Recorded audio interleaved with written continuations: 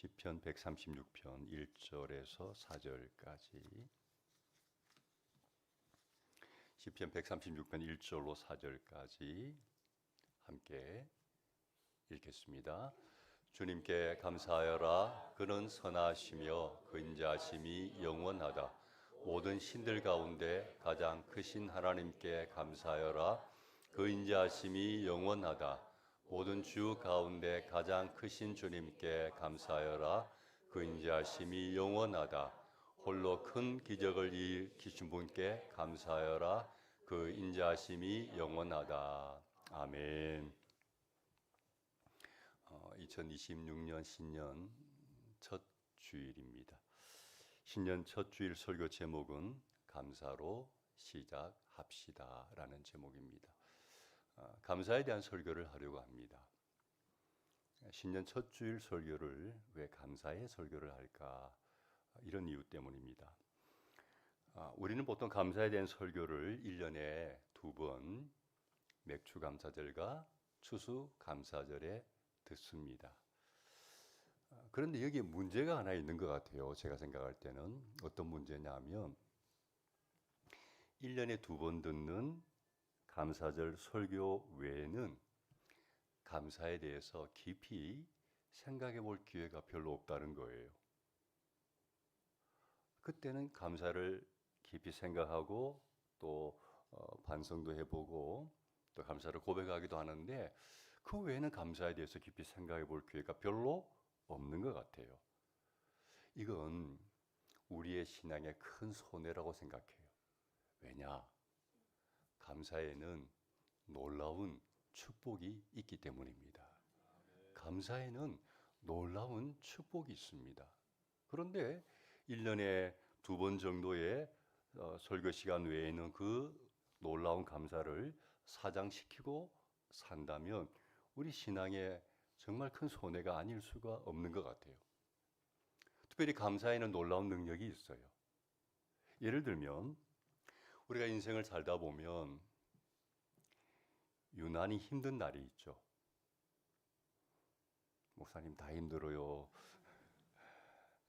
인생이 사실 힘들죠. 근데 유난히 힘든 날이 있어요. 그날따라 몸도 힘들고 마음도 힘들고 왜 그렇게 힘든지 아무 의욕이 없고 그런 날이 가끔씩 있어요. 괜히 우울하고. 그럴 때 여러분 이렇게 한번 해보시기를 권면합니다. 저녁에 하루를 마무리할 때 잠시 기도하면서 자기의 마음을 하나님께 아뢰는 거예요. 하나님, 오늘 하루가 참 힘들었습니다. 정말 힘들었습니다. 몸도 마음도 너무 힘드네요, 하나님. 그렇지만 이 시간 제가 제 의지를 들여서 감사를 하려고 합니다. 하나님, 감사합니다. 이렇게 한번 기도해 보시기 바랍니다. 그러면 놀라운 일이 생깁니다. 어떤 일이 생기는가? 우리 입에서 감사합니다라는 단어가 고백되자마자 우리 입술로 감사라는 단어가 고백되자마자 내 마음에서 어떤 변화가 일어납니다. 어떤 변화가 일어나냐면 우울했던 마음이 밝아집니다. 무거웠던 마음이 가벼워집니다. 그걸 느낄 수가 있어요. 어떤 경우에는요, 눈물이 날 수도 있어요. 내 입으로 감사합니다라고 고백할 때. 이게 감사의 능력이에요. 한번 해보시기 바랍니다. 저는 여러 번 경험했습니다. 그날 하루 너무 힘들어서 우울했는데 저녁에 자기 전에 단순하게 하나님 감사합니다 라고 고백하는 순간 그 마음에 변화가 일어나는 것을 여러 번 경험했어요. 이런 놀라운 감사를 1년에 2번 있는 감사절에만 하고 살아간다면 얼마나 큰 손해입니까? 바라기는 새해 여러분 1년 365일 매일 감사가 있는 행복한 새해가 되기를 바랍니다. 그래서 감사절 설교를 하려고 합니다. 먼저는 뭘 감사해야 될까? 사람들은 감사합시다 그러면 뭘 감사해야 될지 잘 모르겠다라고 말하는 분들이 계세요. 혹은 감사할 게 없는데 어떻게 감사하란 말입니까? 라고 반문하는 분들이 계세요. 여러분, 우리가 뭘 감사해야 될까요? 성경은 우리에게 말합니다. 범사에 감사하라. 범사에 감사하라. 범사에 감사하라는 말은 말 그대로 모든 일에 감사하라는 말이죠. 모든 일에 감사하라. 큰 일에도 감사하고 작은 일에도 감사하고 좋을 때도 감사하고 슬플 때도 감사하고. 성경은 모든 일에 감사하라고 했습니다. 왜 하나님은 우리에게 모든 일에 감사하라고 했을까? 저는 이런 이유 때문이라 생각해요. 따라해 볼까요? 감사는 하나님을 인정하는 태도다. 감사는 하나님을 인정하는 태도이기 때문입니다. 삶이 힘들어도 하나님 감사합니다라고 고백하는 사람은 하나님을 인정하는 거예요. 뭘 인정하는 겁니까? 아, 하나님이 살아계시고 그분이 내 모든 사정과 상황을 알고 계시고 나를 아시는 그분께서 결국은 내 삶을 가장 좋은 것으로 이끄실 것을 믿음으로 고백하는 거예요. 뭐 하면? 감사하면. 그러나 불평하는 사람은 그 불평한 태도 자체가 하나님을 부정하는 태도예요. 어떤 마음이 그 안에 담겨 있냐? 하나님이 내 삶에 관심도 없으시고 나를 도와주시지도 않고 때로는 그런 하나님이 계신지 안 계신지도 잘 모르겠고 그렇게 하나님을 부정하는 태도예요. 그래서 감사가 중요합니다. 어떤 상황에서도 감사합니다라고 고백하는 것은 내 모든 힘과 뜻을 다해서 하나님께 외치는 거예요. 주님, 나는 어떤 경우에도 주님을 신뢰합니다. 이렇게 강력하게 외치는 거예요. 뭐가요? 감사하는 것이. 그것보다 강력한 믿음의 고백이 없기 때문에 입술로 감사를 고백하는 순간 마음의 평안이 찾아오고 기쁨이 회복되는 거예요. 강력한 고백이에요. 내 상황에 관계없이 내 형편에 관계없이 주님 감사합니다 고백하는 것만큼 강력한 믿음의 고백이 없어요. 여러분 모든 일에 감사하시길 바랍니다. 두 번째, 우리는 무엇을 감사해야 하는가? 모든 일에 감사해야 되지만 특별히 하나님의 성품과 능력 때문에 감사하셔야 됩니다. 하나님의 성품과 능력 때문에 감사해야 한다. 왜 이 감사를 해야 할까? 우리는 신앙인들이잖아요. 신앙인들은 내가 신앙하는, 내가 믿는 하나님을 잘 알아야 합니다. 왜요? 아는 만큼 믿을 수 있기 때문입니다. 하나님을 모르면 하나님을 믿을 수가 없어요. 우리는 사실 아는 만큼 믿는 거예요. 내가 아는 하나님이 크신 분이면 그 사람의 신앙은 커져요. 내가 하나님을 깊이 알면 그 사람의 신앙은 깊어지게 돼 있어요. 아는 만큼 믿는 거예요. 모르면 못 믿는 거예요. 그래서 우리는 하나님을 알아가기 위해서 노력해야 되는데 근데 사실은요 우리가 하나님을 잘 몰라요. 제가 볼 때는 그래. 여러분이 하나님을 잘 모르는 것 같아. 신앙생활은 오래 한 것 같은데 하나님이 어떤 분입니까? 라고 질문하면 막상 하나님이 어떤 분이라고 잘 설명이 안 돼요. 잘 몰라요. 여러분 우리가 어떻게 하면 하나님을 잘 알 수 있을까요? 하나님의 성품과 능력을 알아가면 됩니다. 하나님의 성품, 그분이 어떤 분이고 그분의 능력, 그분이 어떤 능력을 가지고 있는지 그분의 성품과 그분의 능력을 알면 하나님을 알게 돼 있어요. 하나님을 안다는 것은 다른 것이 아니라 하나님의 성품과 능력을 아는 거예요. 여러분, 하나님을 아는 것이 왜 중요하냐면 하나님이 어떤 분인지를 알게 될 때, 아, 하나님이 이렇게 위대하신 분이구나, 이렇게 놀라운 분이구나 깨닫게 되면서 저절로 감사가 나오는 거예요. 하나님을 알게 될 때. 하나님을 알아가는 우리 모두가 되기를 소망합니다. 더 깊이, 더 구체적으로 하나님을 알아가는 신앙인들이 되셔야 됩니다. 그러면 그런 하나님이 어떤 분인지를 한번 본문을 통해서 생각해 보겠습니다. 1절을 같이 볼까요? 같이 한번 읽겠습니다. 주님께 감사하여라. 그는 선하시며 그 인자심이 영원하다. 주님께 감사하여라 라고 했어요.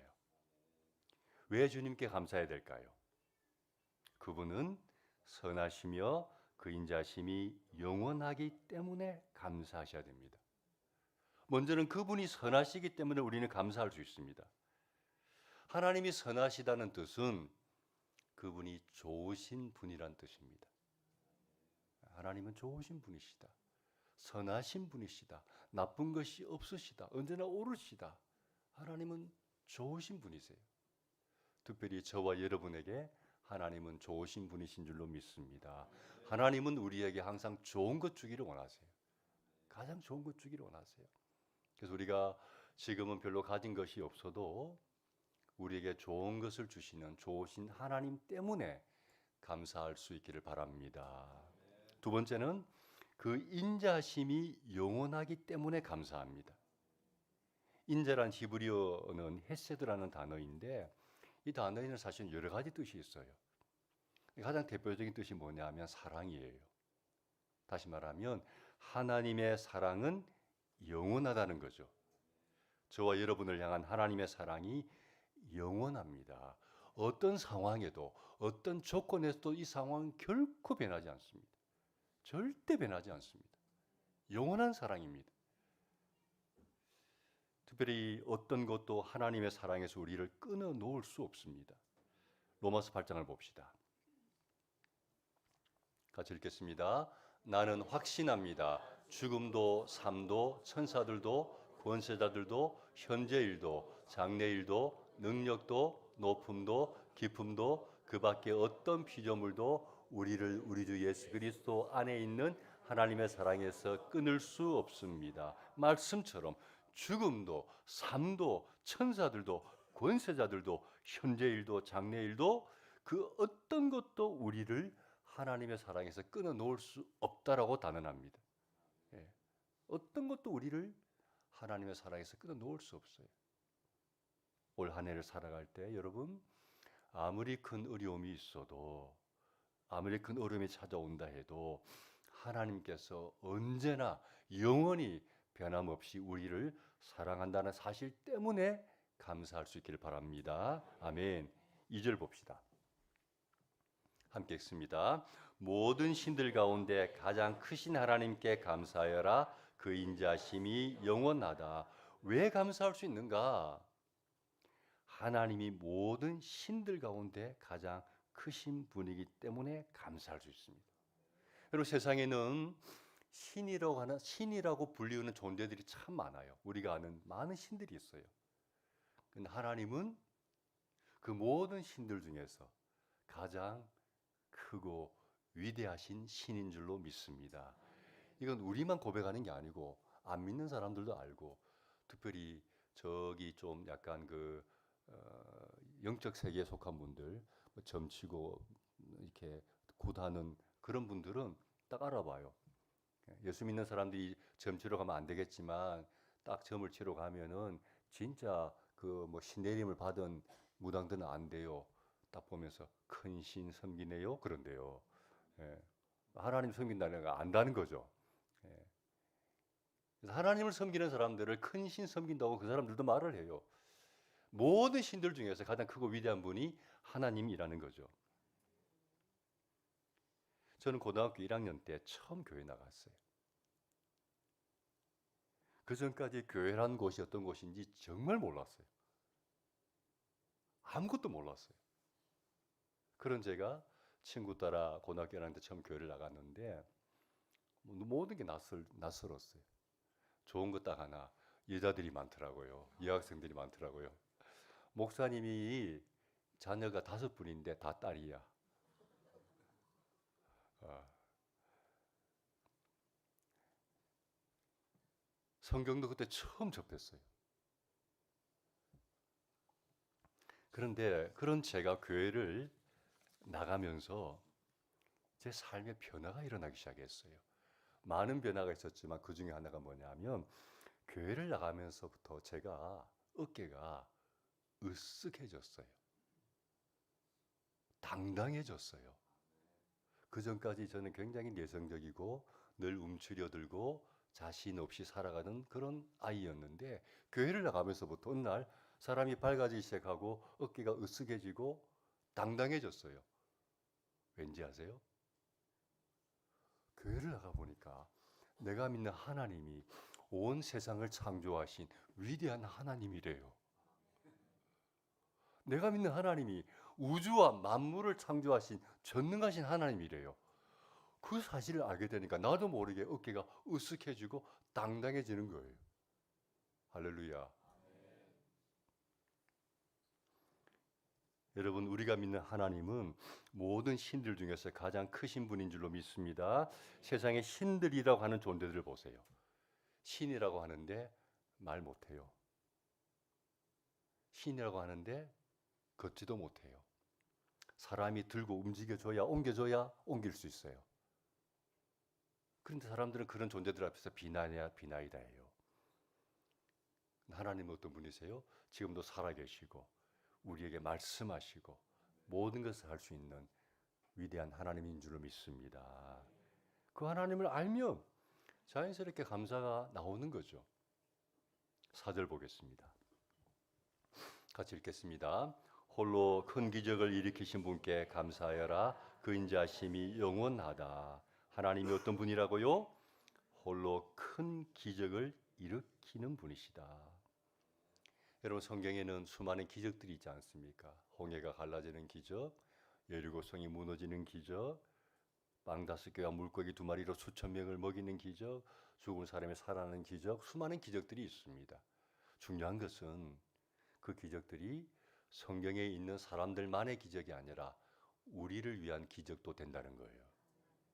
우리는 인생을 살아가면서 많은 한계 상황을 직면합니다. 육체의 한계가 있습니다. 우리 지식의 한계가 있습니다. 사랑의 한계가 있습니다. 우리가 모든 사람 사랑하기 어려워요. 우리 능력의 한계가 있어요. 우리 늘 한계를 경험합니다.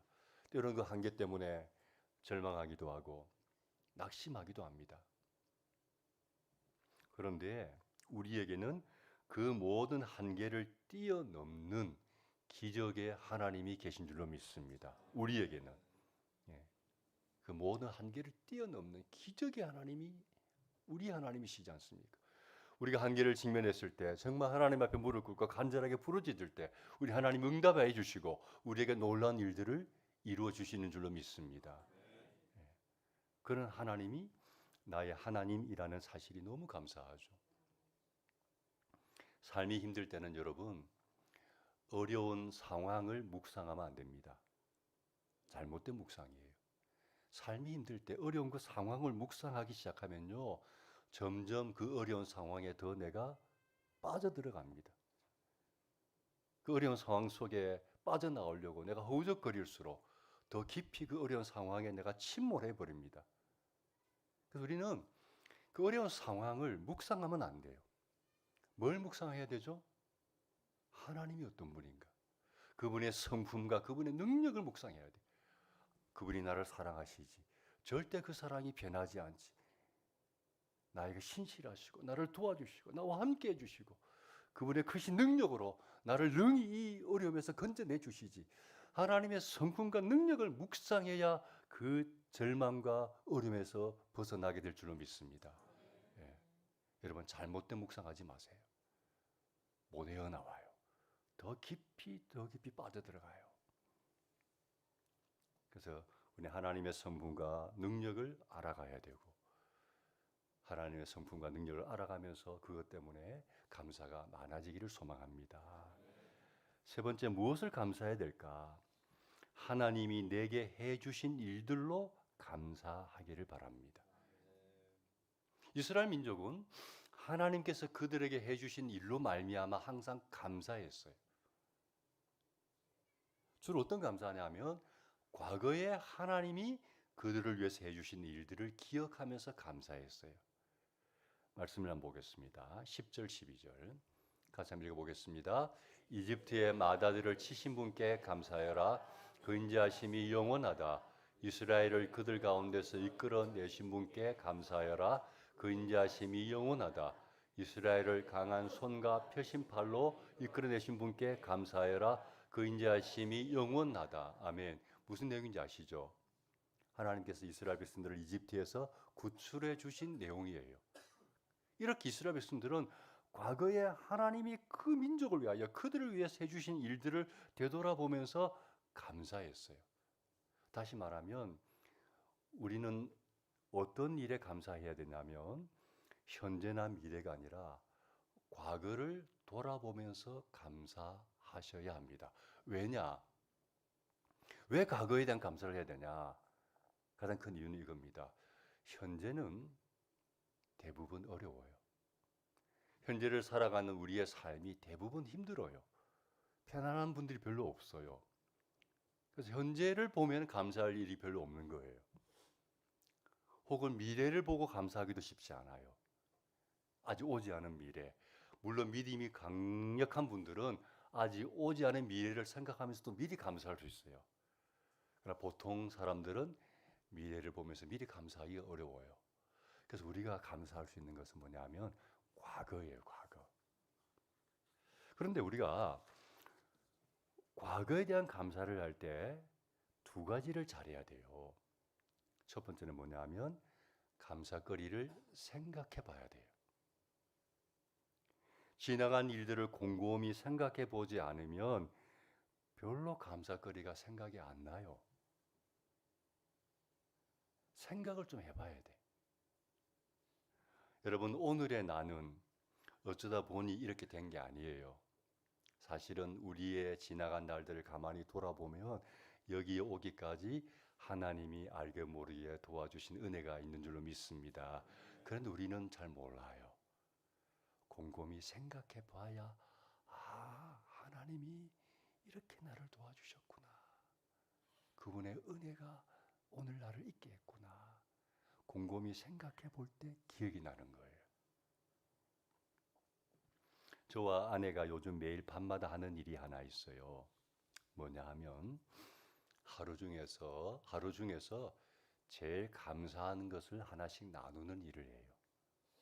매일 밤마다 하루를 마무리하고 잠자리에 들기 전에 서로 물어봐요. 오늘 하루 제일 감사한 게 뭡니까? 물어봐요.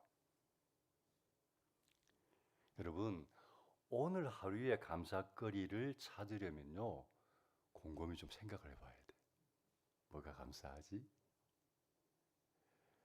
금방 떠오르는 경우도 있어요. 그날 특별하게 무슨 갑자기 좋은 일이 생겼거나 돈이 하늘에서 떨어졌거나 좋은 일이 있으면 금방 생각나는데 우리의 삶이 그렇지 않잖아요. 늘 밋밋하잖아요. 그래서 그날 하루의 감사거리를 찾아보면 대부분 사소한 것들이에요. 그래서 좀 곰곰이 생각을 해봐야 돼. 뭐가 감사하지? 생각하셔야 돼요. 그런데 우리 부부가 매일 감사를 나누고 하루를 마무리하면서 좋은 점들이 생기기 시작했어요. 지금 한 몇 달 된 것 같은데요. 좋은 점들이 생기기 시작했어요. 첫 번째, 하루를 긍정적으로 마무리한다는 거예요. 하루의 마침표가 긍정이에요. 삶을 살다 보면 감사보다는 힘들 때가 더 많아요. 그렇게 매일매일 힘든 삶을 살아가다 보면 우리도 모르게 내 마음에 뭐가 쌓여요? 불만이 쌓여요. 스트레스가 쌓여요. 불평이 쌓여요. 나도 모르게. 힘겨운 삶을 살아가다 보면 나도 모르게 내 마음에 그런 부정적인 감정들이 차곡차곡 쌓여가기 시작합니다. 그러면서 어느 날부터 삶이 우울해지기 시작해요. 세상이 회색빛으로 보여요. 마음이 힘든 거죠. 그런 마음으로 잠자리에 들면요, 잠자리도 편하지 않아요. 잠도 잘 안 와요. 그런데 매일매일 감사를 나누고 나서부터는 어두운 마음으로 혹은 부정적인 감정으로 하루를 마무리하는 게 아니라 자기 전에 감사를 나누고 마무리하니까 마음이 평안해졌어요. 왠지 모를 기쁨이 생기기 시작했어요. 삶이 긍정적이 되고 마음이 굉장히 밝아졌어요. 할렐루야. 잠자리도 편해졌어요. 여러분, 우리가 하루를 어떻게 마무리하는가 하는 거가 굉장히 중요합니다. 잠들기 전에 부정적인 생각을 하고 부정적인 언어를 사용하고 부정적인 마음으로 하루를 마무리하는 것은 우리의 삶에 굉장한 손해입니다. 비록 하루가 힘들었어도 하루의 마무리를 긍정적인 마인드로 좋은 마음으로 마무리하는 것이 굉장히 중요합니다. 여러분, 하루를 되돌아보면서 감사를 생각해 보시기 바랍니다. 그리고 가능하면 나누시기 바랍니다. 아마도 지금보다 훨씬 마음이 가볍고 밝아질 겁니다. 과거에 대한 감사를 하려면 첫 번째 생각하셔야 되고요. 두 번째는 믿음으로 삶을 해석할 줄 알아야 됩니다. 저희 부부가 매일 감사를 나누다 보니까 고민이 하나 생겼어요. 뭘까요? 해가 으스름하게 해가 져가면요, 마음에 부담이 확 와요. 무슨 부담? 오늘 뭘 나눠야 되지? 뭘 더 감사해야 되지? 벌써 해가 이게 어두워지기 시작하면 마음에 부담이 확 와. 그러면서 이제 찾기 시작합니다. 오늘 감사할 게 뭐냐? 그런데 매일 감사할 거리가 사실 많지 않아요. 특별히 힘든 날이 있어요. 그날은 하루는 너무 힘들어. 마음이 너무 우울해. 감사할 게 하나도 없어. 그럴 때는 어떻게 해야 될까요? 저는 어떻게 할까요? 그럴 때는요, 감사를 쥐어 짜냅니다. 무슨 말인지 아시겠어요? 없는 감사를 막 쥐어 짜내는 거예요. 막 어디 이만한 거라도 감사할 만한 어떤 건덕지가 없나 막 쥐어 짜내가지고 억지로라도 감사를 해요. 별거 아니에요. 진짜 그런데 막 쥐어 짜내서라도 감사의 언어를 쓰는 거죠. 왜 그게 중요한지 아세요? 그렇게 안 하는 것보다 그렇게 하는 것이 훨씬 좋습니다. 훨씬 좋습니다. 예. 쥐어 짜내서라도 감사를 고백하고 잠자리에 드는 게 훨씬 좋습니다. 근데 여러분, 제가 쥐어 짠다고 표현했는데 사실은 쥐어 짜는 게 아니에요. 신앙인이잖아요. 쥐어 짜는 게 아니라 뭐냐? 그날 하루를 믿음으로 해석해 보려고 몸부림치는 거예요. 하나님, 왜 제게 이런 어려움을 주셨습니까? 왜 제게 이런 일이 일어납니까? 당신의 뜻이 뭡니까? 날 향한 당신의 섭리가 뭡니까? 인간적인 감정과 생각으로 그것을 해석하는 게 아니고 반응하는 게 아니고 하나님의 관점에서 그 문제를 해석하려고 몸부림을 치는 거예요. 그럴 때 그 사건이 다르게 보여요. 그 문제가 다르게 보여요. 여러분, 매일 감사를 하려면요, 사실은 내가 겪는 그 일들을 믿음으로 해석해 낼 줄 알아야 감사가 나와요. 해석이 안 되면요, 뭐가 나와요? 불평이 나와요. 해석이 안 되면. 그래서 우리는 매일 감사를 하려면 그 상황을, 그 사건을 믿음으로 해석을 해내야 되는데 드러난 현상만 보지 말고 그 이면에 계신 주님의 뜻이 뭔가 고민하셔야 돼요. 특별히 로마서 8장 28절을 기억하셔야 됩니다. 함께 보겠습니다. 하나님을 사랑하는 사람들, 곧 하나님의 뜻대로 부르심을 받은 사람들에게는 모든 일이 서로 협력해서 선을 이룬다는 것을 우리는 압니다. 이 말씀 붙잡아야 돼요. 믿어야 돼요. 하나님을 사랑하는 우리들은 우리가 어떤 문제를 만나도 결국에는 모든 것이 합력하여 선이 되도록 하나님께서 역사하신 줄로 믿습니다. 우리의 불행 자체도, 그리스도인들도 불행한 일이 생길 수 있어요. 어려움이 생길 수 있어요. 그러나 하나님은 그 뒤에, 우리 뒤에 계시기 때문에 그 불행 자체도 결국은 바꾸어 놓으셔서 우리에게 좋은 것이 되게끔 만들어 버리시는 줄로 믿습니다. 그 믿음을 가지고 내 인생을 해석하는 거예요. 하나님, 이런 어려움을 주셨는데 당신의 뜻이 뭡니까? 계획이 뭡니까? 그렇게 믿음으로 해석해낼 때, 아, 주님 이런 뜻이 계셨군요. 혹은 이해가 안 돼도 주님이 합력하여 선이 되게 하실 줄 믿고 감사할 수 있는 거죠. 근데 여러분, 그거 아세요? 믿음으로 해석하려면 실력이 있어야 된다는 사실. 여러분, 믿음으로 해석하려면요, 실력이 있어야 돼요. 아무나 해석이 안 돼요. 예를 들면 학생들 영어 시험을 받았습니다. 시험지를 받았습니다. 지문이 이만큼 나옵니다. 실력 있는 아이들은 지문 딱 보면 바로 해석이 되죠. 실력이 부족한 아이들은 끙끙댑니다. 해석이 안 되는 거예요. 신앙도 마찬가지예요. 어떤 현상을 믿음으로 해석하려면 영적 실력이 있어야 돼요. 근데 실력이란 것이 오늘 결심한다고 바로 느는 게 아니잖아요. 매일매일 노력해야 실력이 느는 거거든요. 그 영적 실력을 키우는 제일 좋은 방법이 뭐냐? 매일 감사하는 거예요. 매일매일 작은 사건 하나하나를 내가 더 접할 때 하루를 마무리하면서 그것을 곰곰이 생각해보고 하나님의 관점에서 이해해보려고 노력하고 매일매일 그렇게 하는 것이 여러분의 영적 실력을 쌓아가는 거예요. 매일 감사를 찾으면서 삶의 기쁨도 회복하시고 영적인 실력도 늘어나시기를 축복합니다. 말씀을 마무리합니다. 여러분, 이 시대를 살아가는 우리의 삶이 결코 쉽지 않습니다.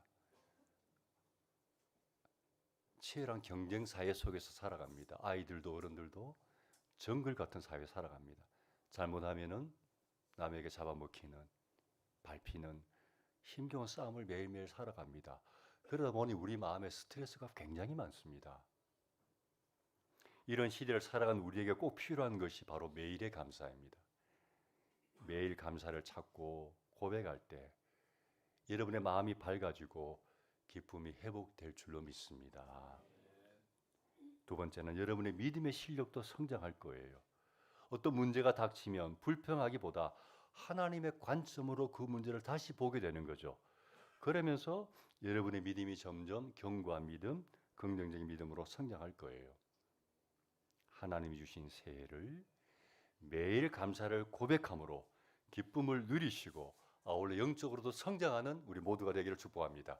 아멘. 찬양합시다.